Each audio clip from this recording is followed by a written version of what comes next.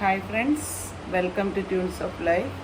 എല്ലാ ഫ്രണ്ട്സിനും വൈശാഖ മാസ പുണ്യത്തിലേക്ക് സ്നേഹസ്വാഗതം. അപ്പോൾ ഞാനിന്ന് ഏപ്രിൽ 28-ാം തീയതി നമ്മുടെ വൈശാഖ മാസം സ്റ്റാർട്ട് ചെയ്യുകയാണ്. അപ്പോൾ ഇന്നലെ ഈ വീഡിയോ ഇടണം എന്ന് ഞാൻ വിചാരിച്ചു.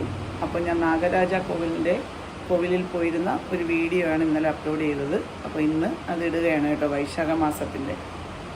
ഞാൻ പറയാതെ തന്നെ എല്ലാ ഫ്രണ്ട്സിനും വൈശാഖ മാസത്തിനെക്കുറിച്ച് നല്ല ധാരണയുണ്ടെന്നുള്ള കാര്യം എനിക്കറിയാം. എന്നാലും എൻ്റെ വീഡിയോയിൽ കൂടി 1, 2, 3 വളരെ കുറച്ച് ആൾക്കാർ മാത്രം കാണുന്ന ഒരു കുഞ്ഞു ചാനലാണല്ലോ എൻ്റെ ചാനൽ.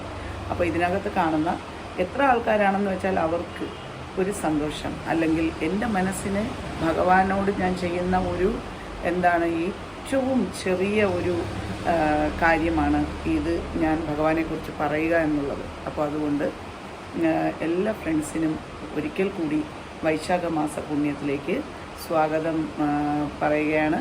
അപ്പോൾ നമുക്ക് തുടങ്ങാമല്ലേ.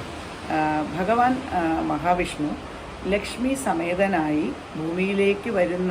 ഭൂമിയിലേക്ക് വന്ന് ഭക്തർക്ക് അനുഗ്രഹം ചൊരിയുന്ന ഒരു മാസം കൂടിയാണ് നമ്മുടെ വൈശാഖ മാസം എന്ന് പറയുന്നത്. വൈശാഖ മാസത്തിൻ്റെ മറ്റൊരു നാമധേയം എന്ന് പറയുന്നത് മാധവ മാസമെന്നും വൈശാഖ മാസത്തിനെ പറയാറുണ്ട്. അപ്പോൾ മാധവൻ എന്ന് പറയുന്നത് ആരാണ്? സാക്ഷാൽ ഭഗവാൻ ശ്രീകൃഷ്ണനാണല്ലേ. ഇപ്പോൾ ശ്രീകൃഷ്ണനുമായി ബന്ധപ്പെട്ട എല്ലാ പൂജകളും അത്രയേറെ ശ്രേഷ്ഠമായ ഫലങ്ങൾ നൽകുന്നതാണ് എന്ന് ഞാൻ പറയാതെ എല്ലാ ഫ്രണ്ട്സിനും അറിയാവുന്ന കാര്യം തന്നെയാണ്. ഞാൻ എപ്പോഴും പറയുന്നത് പോലെ തന്നെ ഞാൻ പറയുന്നത് തെറ്റുകളും കുറ്റങ്ങളും ഒക്കെ ഉണ്ടാവും. എൻ്റെ വളരെ ചെറിയ അറിവുകൾ, ഈ ഭഗവാനെക്കുറിച്ചുള്ള എൻ്റെ ഏറ്റവും ചെറിയ അറിവുകളാണ് ഞാൻ നിങ്ങൾക്ക് മുന്നിൽ പങ്കുവയ്ക്കുന്നത്. അപ്പോൾ തെറ്റുകളുണ്ടെങ്കിൽ എല്ലാവരും ക്ഷമിക്കുക. അപ്പോൾ ഈ മാസക്കാലത്തിൻ്റെ പ്രത്യേകത, അതായത് വൈഷ്ണവകാലം എന്ന് പറയുന്ന ഈ ഒരു സമയത്തിൻ്റെ പ്രത്യേകത എന്ന് പറയുന്നത്, നമുക്ക് എത്രത്തോളം ദാനധർമാദികൾ ചെയ്യാൻ കഴിയും അത്രത്തോളം ദാനധർമാദികൾ നമ്മൾ ചെയ്യുക.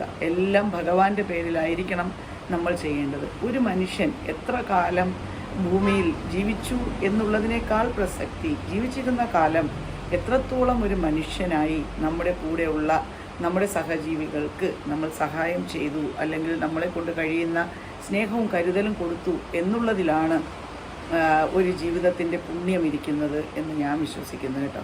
അപ്പോൾ ഞാൻ പറയുന്ന ഈ ദാനധർമ്മങ്ങളെന്ന് പറയുമ്പോൾ നമ്മളെ കൊണ്ട് കഴിയാത്ത ചില ദാനധർമ്മങ്ങളെക്കുറിച്ചല്ല ഞാൻ സത്യത്തിൽ ഇവിടെ പറയുന്നത്. ഞാൻ പറയുന്നത് ചെറിയ ചെറിയ ദാനങ്ങൾ, അതായത് അന്നദാനം. ഒരാളിനെങ്കിലും നമുക്ക് ആഹാരം കൊടുക്കാൻ കഴിയുമല്ലേ നമ്മളെപ്പോലുള്ളവർക്ക്. നമ്മൾ കഴിക്കുന്നതിൽ ഒരു പങ്ക് എല്ലാ ദിവസവും കൊടുക്കാൻ കഴിയുമെങ്കിൽ അത്രയും നല്ലതാണ്. അങ്ങനെ അല്ലെങ്കിൽ പക്ഷി മൃഗാദികൾക്ക് നമുക്ക് ആ ഫുഡ് എന്നും വയ്ക്കാം. അപ്പം വൈശാഖ മാസക്കാലമെന്നല്ല, ഭഗവാനെ ഭജിക്കുന്ന എല്ലാവരും, അല്ലെങ്കിൽ ഈശ്വരനിൽ വിശ്വസിക്കുന്ന എല്ലാവരും, വിശപ്പ് എന്ന് പറയുന്നതാണ് ഏറ്റവും വലിയ വേദന. അന്നദാനമാണ് മഹാദാനം എന്ന് നമ്മൾ പറയുമ്പോൾ നമ്മൾ കഴിക്കുന്നതിൽ ഒരു പങ്ക് പക്ഷി മൃഗാദികൾക്കോ, പക്ഷികളെയും മൃഗങ്ങളെയൊക്കെ എടുത്തു നോക്കുക, അവർക്ക് നമ്മളോട് ആഹാരം ചോദിച്ച് വാങ്ങാൻ പറ്റില്ല അല്ലേ, അവർക്ക് സംസാരശേഷിയില്ല. അതിലും ശ്രേഷ്ഠമായിട്ടാണ് മനുഷ്യജന്മം എന്ന് പറയുന്നത്. അവർക്ക് എന്തുണ്ടെങ്കിലും അവർക്ക് സംസാരിക്കാൻ പറ്റും, മറ്റുള്ളവരോട് നമ്മുടെ ആശയങ്ങൾ കൈമാറാൻ പറ്റും. പക്ഷേ ഒരു മൃഗത്തിനാണെങ്കിൽ അതിന് ഒരിക്കലും അതിൻ്റെ ആഹാരം വാങ്ങാൻ കഴിയില്ല. അതുകൊണ്ട് പക്ഷി മൃഗാദികൾക്ക് നമ്മൾ ആഹാരം കൊടുക്കുന്നതും സർവശ്രേഷ്ഠമായ ദാനങ്ങളിൽ ഒന്ന് തന്നെയാണ്. അപ്പോൾ അതുകൊണ്ട് അങ്ങനെയുള്ള ചെറിയ ചെറിയ ദാനങ്ങൾ കൊടുക്കുക. പിന്നെ ജലത്തിന് നല്ലൊരു പ്രസക്തിയാണ് ഈ വൈശാഖ മാസം. കാരണം ചൂടിൽ പൊള്ളുന്ന മനുഷ്യരാണ് നമ്മളെല്ലാവരും അല്ലേ. അപ്പോൾ ആ ചൂട് കാലത്ത് കുറച്ച് ജലം, നമ്മൾ ആഹാരം ആർക്ക് കൊടുത്താലും അതിൻ്റെ കൂടെ ഒരു വെള്ളത്തിൻ്റെ ഒരു ബോട്ടിൽ നമ്മൾ കൊടുക്കാൻ മറക്കാതിരിക്കുക. അപ്പോൾ ജലം ദാനം ചെയ്യുന്നതും ഏറ്റവും അമൂല്യമായ ദാനങ്ങളിൽ ഒന്നാണ് ജലം.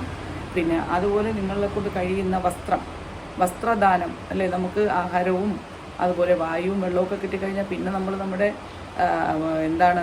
നമ്മുടെ മാനം, അത് അഭിമാനം എന്ന് പറയുന്ന ഒരു കാര്യമുണ്ടല്ലോ, അത് മറയ്ക്കാൻ വേണ്ടി നമ്മൾ നമ്മുടെ വസ്ത്രങ്ങൾ ഉപയോഗിക്കുന്നു. അത് നമ്മുടെ പ്രാഥമിക ആവശ്യങ്ങളിൽ ഒന്ന് തന്നെയാണല്ലേ. അപ്പോൾ ആ വസ്ത്രം കൊടുക്കുക എന്നുള്ളത് അത്രയേറെ പുണ്യം നൽകുന്ന ഒരു കാര്യമാണ്. അത് നമ്മുടെ ആരോഗ്യത്തിനെയും ആയുസ്സിനെയും ഒക്കെ വർദ്ധിപ്പിക്കുന്ന കാര്യമാണ് വസ്ത്രദാനം എന്ന് പറയുന്നത്. അപ്പോൾ നമ്മളെ കൊണ്ട് ചെയ്യാൻ പറ്റുന്ന ചെറിയ ചെറിയ ദാനങ്ങൾ, വലിയ ദാനങ്ങളെക്കുറിച്ച് നമ്മളെപ്പോലുള്ള സാധാരണക്കാർക്ക് വലിയ വലിയ ദാനങ്ങൾ ചെയ്യാൻ കഴിയില്ല. പക്ഷെ നമുക്ക് പറ്റുന്ന ചെറിയ ചെറിയ കാര്യങ്ങൾ നമ്മൾ ചെയ്യുകയാണെങ്കിൽ അത് ഏറ്റവും ശ്രേഷ്ഠമായ കാര്യമായിരിക്കും ഈ മനുഷ്യ ജീവിതത്തിൽ. അതുപോലെ ഭഗവാനെ ഇന്ന് ഗുരുവായൂരൊക്കെ നല്ല തിരക്കായിരിക്കും. ഒരുപാട് പേര് ഗുരുവായൂർ പോകാൻ ആഗ്രഹിച്ചിരുന്നു, പോയവരുണ്ട്. എനിക്കും പോകണമെന്ന് ആഗ്രഹമുണ്ടായിരുന്നു. അപ്പോൾ എനിക്ക് ചില സാഹചര്യങ്ങൾ കൊണ്ട് ഇന്ന് ഭഗവാനെ കാണാൻ പോകാൻ കഴിഞ്ഞില്ല. പക്ഷേ ഭാഗ്യമെന്ന് തന്നെ പറയാം. ഭഗവാന്റെ ഗുരുവായൂർ അമ്പലത്തിലേക്ക് എൻ്റെ ഏറ്റവും അടുത്ത ബന്ധുക്കൾ പോയപ്പോൾ അവരോടൊപ്പം എൻ്റെ മകൾക്ക് അവിടെ പോകാൻ ഇന്ന് കഴിഞ്ഞിട്ടുണ്ട്. അപ്പോൾ ഞാൻ ഭഗവാന് കാണിക്കയിടാനുള്ള പൈസയൊക്കെ ഞാൻ ചില്ലറയാക്കി കൊടുത്തു വിട്ടിട്ടുണ്ട്. ഇനി തിരക്കെങ്ങനെയാണെന്നറിയില്ല. വൈകുന്നേരമായിരിക്കും അവർ ദർശനത്തിന് കയറുന്നത്. അപ്പോൾ ഇന്ന് വൈകുന്നേരവും നാളെ രാവിലെയും ദർശനം കണ്ട് മടങ്ങാനാണ് മോള് കൂടി പോയിരിക്കുന്നത്. മോളെ ഞാൻ എവിടെ ഒറ്റയ്ക്ക് വിടാറില്ല. പക്ഷേ അത്രയും അടുത്ത ബന്ധുക്കൾ ഗുരുവായൂർ അമ്പലം എന്ന് പറഞ്ഞപ്പോൾ എനിക്ക് പോകാൻ കഴിയാത്തത് കൊണ്ടാണ് മോളെ. എൻ്റെ അച്ഛൻ സുഖമില്ലാതെ കിടപ്പാണ്. അപ്പോൾ അതുകൊണ്ട് എനിക്ക് അച്ഛനെ തനിച്ചാക്കി എവിടെയും ഇപ്പോൾ പോകാൻ പറ്റുന്നില്ല. അതുകൊണ്ടാണ് ഞാൻ പോകാത്തത്. അല്ലെങ്കിൽ മകളെ ഒരിക്കലും ഞാൻ ഒരിടത്തും ഒറ്റയ്ക്ക് വിടാറില്ല. ഓക്കെ, ഇതത്രയും നമുക്ക് വിശ്വസിക്കാവുന്ന എൻ്റെ ഏറ്റവും അടുത്ത ബന്ധുക്കളൊപ്പമാണ് വിട്ടത്. അപ്പോൾ ഇനി ഞാൻ പറയുന്നത് ഭഗവാന്റെ നാമങ്ങൾ നാരായണ നാരായണ നാരായണ നാരായണ നാരായണ നാരായണ എന്നിങ്ങനെ ജപിച്ചുകൊണ്ടേയിരിക്കുക. ഓം നമോ ഭഗവതേ വാസുദേവായ എന്ന മന്ത്രവും നമുക്ക് പറയാം. ഹരേ രാമ രാമ രാമ ഹരേ ഹരേ, ഹരേ കൃഷ്ണ കൃഷ്ണ കൃഷ്ണ ഹരേ ഹരേ എന്നുള്ള മന്ത്രം ജപിക്കുകയാണെങ്കിൽ അത്യുത്തമമാണ്. ഞാൻ എന്നും ആ മന്ത്രം ഈ വീട്ടിൽ ജപിക്കുന്നതാണ്. അതുകൊണ്ട് എനിക്കതിൽ ഇന്ന് ഒരു പ്രത്യേകതയായല്ല, പക്ഷേ എല്ലാ ദിവസവും വൈകുന്നേരം നാമം ജപിക്കുമ്പോൾ ഞാൻ ഈ മന്ത്രങ്ങളെല്ലാം പറയുന്നതാണ്. പക്ഷേ എല്ലാ ഫ്രണ്ട്സും ഒരു നേരമെങ്കിലും ഭഗവാനെ സ്മരിക്കാതെ കടന്നു പോകാൻ പാടില്ല എന്ന് ഞാൻ പ്രാർത്ഥിക്കുകയാണ്. ഭഗവാന്റെ അനുഗ്രഹം ഒരു വലിയ ഒരു നമ്മൾ പോലും അറിയാത്ത സമയത്ത് നമ്മളിലേക്ക് എത്തും എന്നുള്ള ഏറ്റവും വലിയ ആവശ്യക്കാരൻ്റെ അടുത്ത് ഭഗവാന്റെ ഏറ്റവും വലിയ അനുഗ്രഹം എത്തും എന്നെനിക്ക് ഉറച്ച ശുഭാപ്തി വിശ്വാസമുണ്ട്.